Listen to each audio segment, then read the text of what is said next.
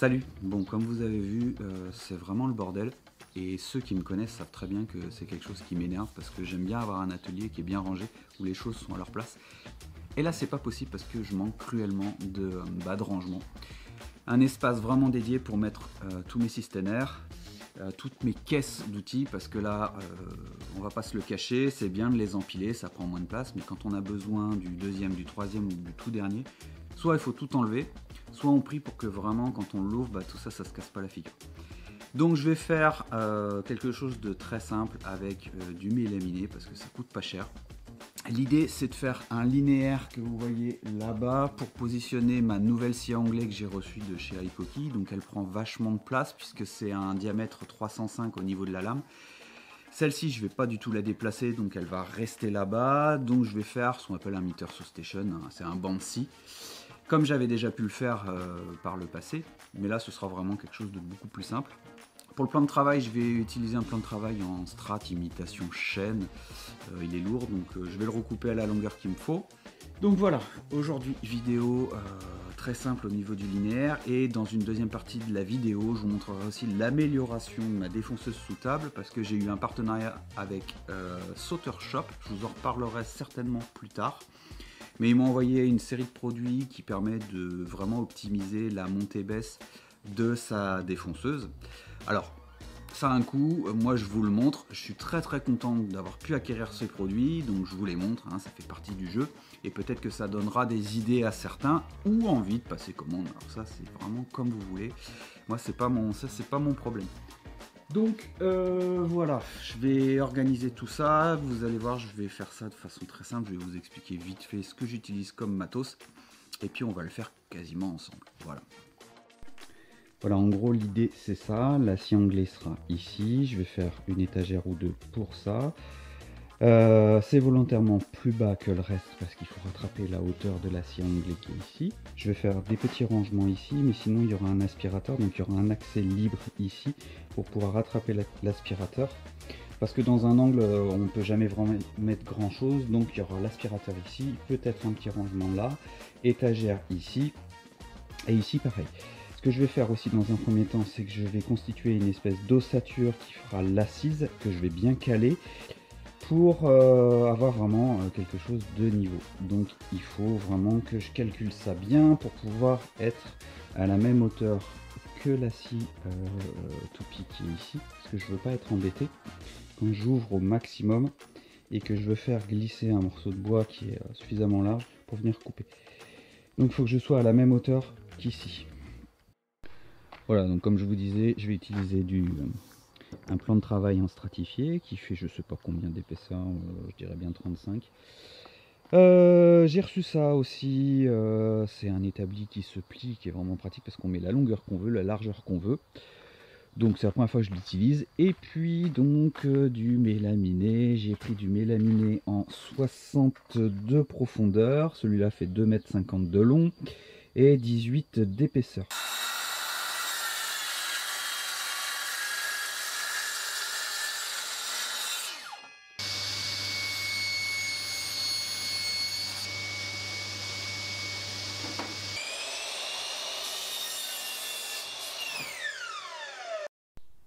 Bon voilà, grosso modo ce que ça va donner en termes d'ossature, il me reste plus qu'à mettre des vis, que ce soit vraiment bien plan, et puis après je mets d'aplomb avec des petites cales ici et là, et voilà ce qui me constituera l'assise. J'ai pas fait plus haut, ça fait 5 cm de hauteur.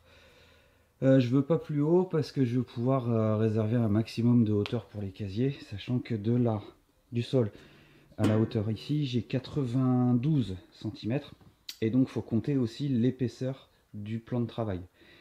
Donc il faut que j'ai au moins 2 à 3 casiers, sachant que peut-être plus tard je ferai aussi des tiroirs sur la partie haute. Donc voilà, l'idée c'est quand même d'avoir un maximum de rangement. Voilà, allez, je mets quelques vis, rien de compliqué. Je pourrais le faire aussi au cloueur que j'ai là. Mais je vais le faire plutôt avec des vis. Pas besoin de les coller, je vais mettre des vis et puis voilà. Je vais faire un truc vraiment très simple. Si jamais un jour je veux pouvoir l'enlever, parce que je sais bien comment je suis, j'arrête pas de changer ici et là. Donc Je fais ça comme ça, du démontable, et on verra si plus tard je veux tout démonter, tout rechanger, enfin voilà. Alors pour couper mon mélaminé, je vais avoir besoin d'une lame particulière. Là j'ai une lame de débit qui va me servir surtout pour du bois massif, du bois lambda. Et pour faire une découpe un peu grossière, c'est pour ça qu'il y a peu de dents. Là je suis sur un mélaminé, donc c'est un bois avec deux revêtements, à la fois la face, pile et face. C'est très fin, et pour éviter les éclatements, il vaut mieux pas partir sur une lame comme ça, il vaut mieux partir sur soit un inciseur, c'est une lame qui est plus petite, qui va tourner dans l'autre sens et qui va juste enlever la fine épaisseur de revêtement. Moi j'ai pas d'inciseur, j'ai fait le choix de prendre plutôt des lames dites à gouge. Alors c'est des lames particulières, je vais vous montrer.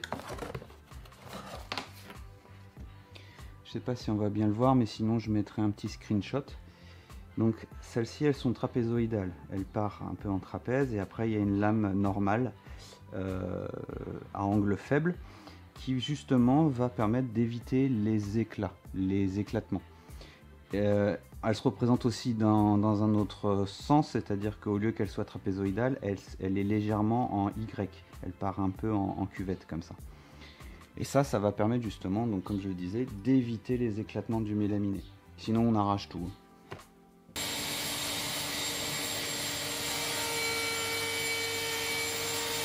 Voilà.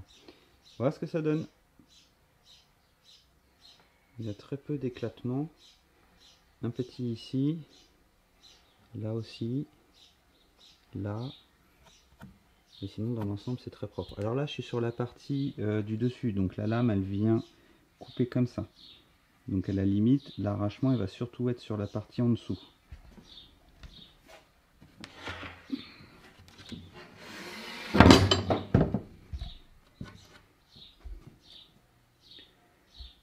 Il y en a un tout petit peu plus,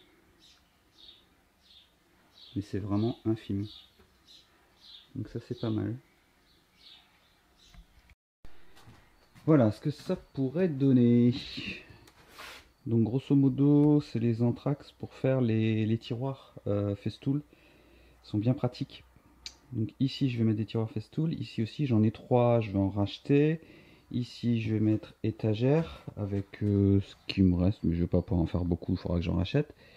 Étagère ici aussi. Ici ce sera des tiroirs. Je pense que je vais en faire 3 et un peu profond pour mettre, je sais pas, des stylos, des réglés, des machins. Ici pareil, tiroir. Non, peut-être pas tiroir. Et puis là-bas, il y a l'aspirateur qui est caché. Voilà. Voilà ce que moi je vais utiliser. Ça c'est la ZTP2. Je pense que vous la connaissez déjà. Elle permet d'installer des lamellos un peu différents. C'est les lamellos qui sont en plastique.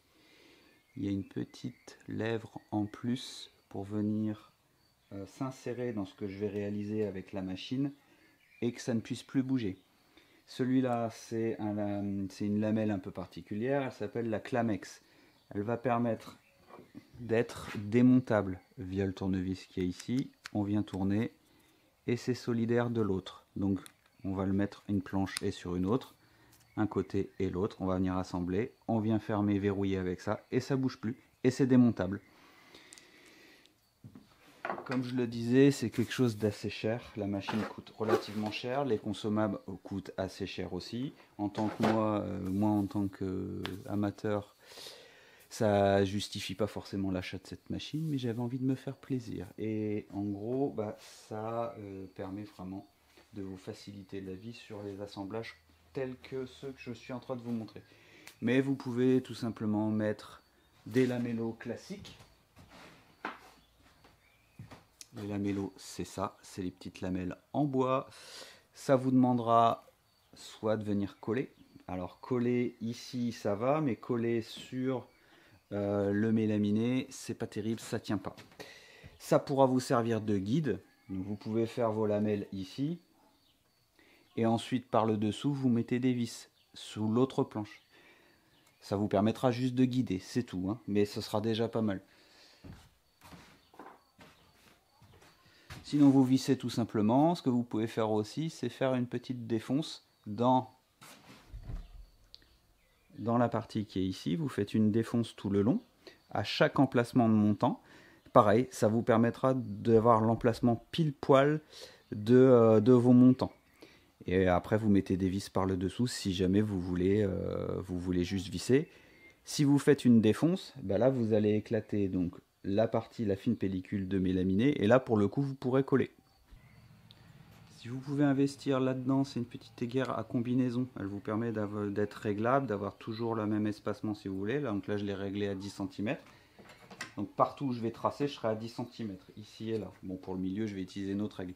Mais aussi, on a la possibilité d'avoir le réglage ici, hop, à 45. Quand vous faites une coupe à 45, vous pouvez le voir directement si vous êtes vraiment au bon angle. Donc moi, je mets 10 parce que j'ai envie de mettre 10. Mais on peut partir sur la largeur, enfin la dimension que vous voulez. Et je vais en ajouter un troisième pour vraiment que ce soit bien costaud. Je vais juste en mettre un troisième au milieu. Je trouve mon mètre. Pareil, ce petit mètre ruban là est vraiment très pratique. Parce qu'il va venir bien se plaquer, puisqu'il est arrondi comme ça et non dans l'autre sens comparé à ceux-là. Ça, c'est les mètres classiques, les mètres ruban classiques, qui sont incurvés dans l'autre sens. Donc pour le réglage, des fois ça peut être un peu pénible. Voilà. L'avantage aussi, c'est que la partie du bout là, eh ben, elle est fixe, elle bouge pas. Donc on peut vraiment être pile poil à l'arête ici. Alors que là, on ne sait jamais, puisque cette partie là, elle bouge pas mal. Donc ça, c'est pour du travail un peu quotidien, où il n'y a pas forcément besoin d'une grosse précision. Bon, là, c'est pour moi, c'est pour l'atelier. À la limite, je pourrais partir sur ça. Mais bon, voilà. J'ai encore une fois envie de vous montrer ce qu'il existe pour faire du bon travail. Donc là, j'ai 60, donc je vais mettre 30.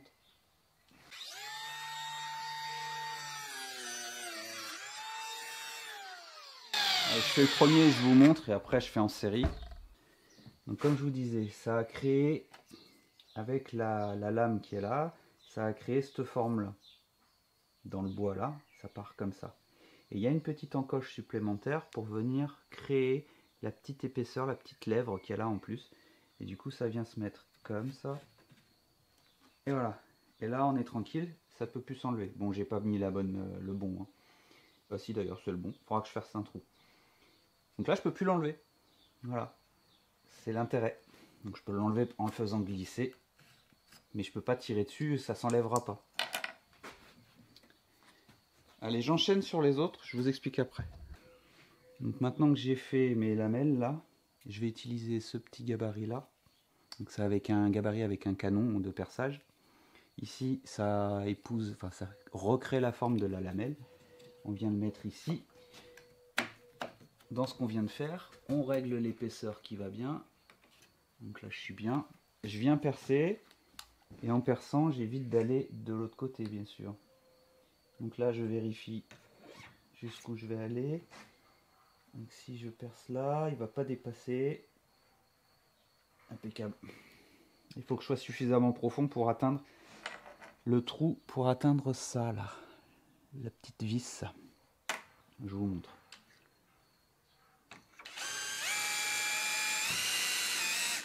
Dans mon sens, dans mon sens. Voilà. Donc voilà, ça a créé le petit trou qui est là, en évitant d'aller de l'autre côté, faut pas que ça se voit.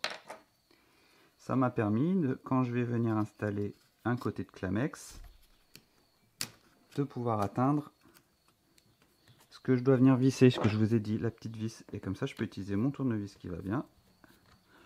Petit copeau qui m'embête. Et vous voyez, hop, je peux tourner et je peux venir le verrouiller. Il y aura l'autre côté qui sera ici. Voilà. Tac. Là, c'est solidaire, ça bouge plus. Bon, évidemment, plus de batterie au moment où je vous étais en train de vous parler et de vous expliquer qu'il fallait faire attention au sens. Parce que c'est pas pile poil usiné. La lamelleuse, elle va pas faire son travail pile poil au centre de la pièce. Là, je l'ai réglé juste avec ça.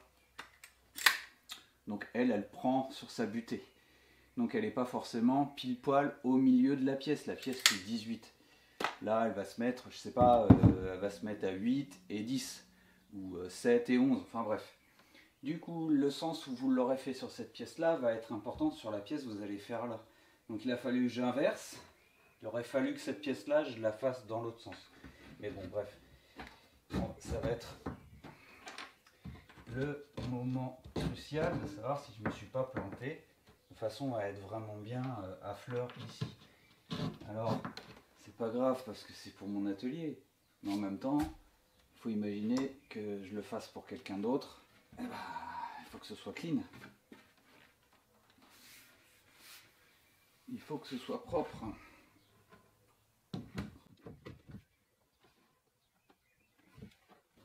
Ok, on lisse. Viens là, toi. On lisse, c'est parti. Hop. Hop. Ça tient. Hein, faut pas forcer comme un malade non plus, hein, mais après de toute façon on va mettre le restant. Donc ici, bah, je suis pas trop mal. Et là-bas, ça ressort un tout petit peu. Donc c'est un tout petit peu de travers. Voilà. Ça c'est un peu la difficulté quand on fait ça un peu à la volée. Il vaudrait mieux pouvoir se caler contre une pièce qu'on maintiendra avec un serre-joint. Mais bon.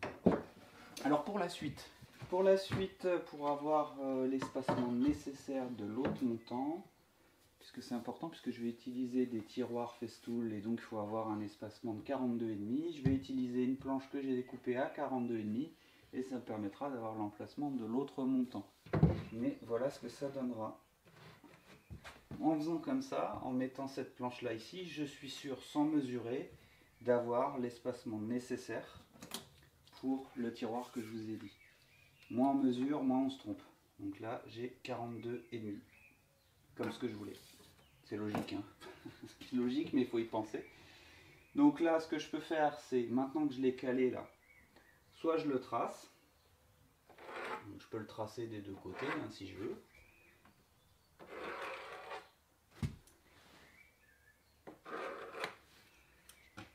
Hop, une fois que j'ai fait ça,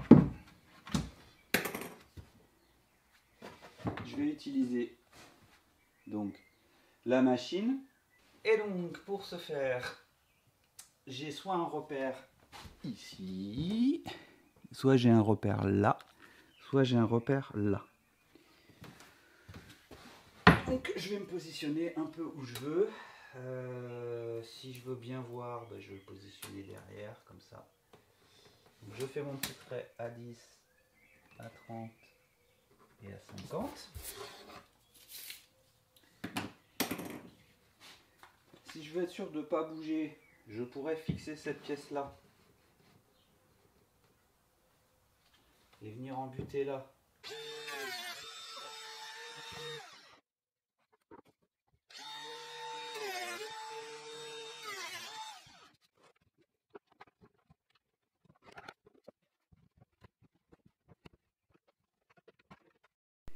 Voilà ce que ça donne une fois que tous les montants sont mis en place. Il me reste encore maintenant à faire la partie haute là. Je vais rajouter des petites lames de bois mélaminées ici à peu près cette largeur là, ici et derrière. Donc sur chaque montant, de façon à rigidifier la partie haute. Et comme ça me permettra de venir visser sous le plan de travail. Alors, je ne sais pas si je pars sur des vis biaises comme je vous avais annoncé au début, ou si je pars sur la même chose que ça, c'est-à-dire avec la ZP2, mais je vais partir sur des Tenso, c'est encore autre chose. Je vais voir ce que je vais utiliser. Je ne sais pas encore, je me tâte, parce que les vis biaises, c'est un peu long à faire. Donc voilà, je vais voir, vous allez découvrir ça.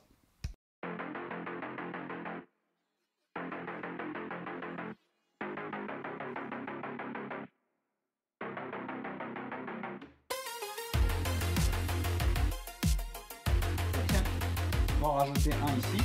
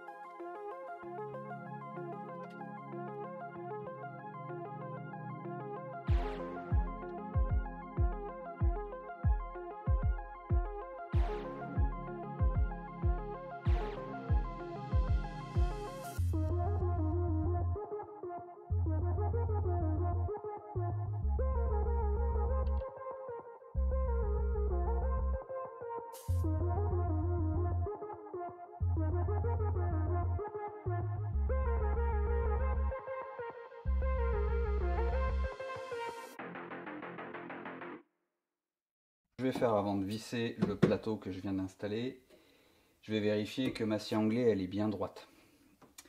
Elle est bien parallèle au bord qui est ici. Donc je me prends depuis le mur jusqu'au début de mon niveau, 47.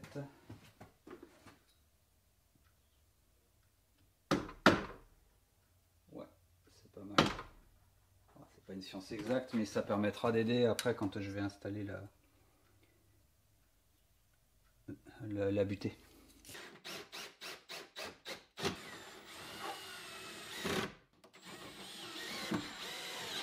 Lorsque j'ai enlevé le grand niveau là, elle est descendue un tout petit peu. Donc ce que je vais faire, c'est que, enfin ce que j'ai fait, c'est que j'ai vérifié si j'étais toujours bon. Et là, je bute ici. De ce côté-là, ça passe, c'est bon. Et de ce côté-là, je bute. Donc ce que je vais faire ici, c'est que je vais la rehausser un tout petit peu avec des petites cales de rien du tout. Et ça va le faire.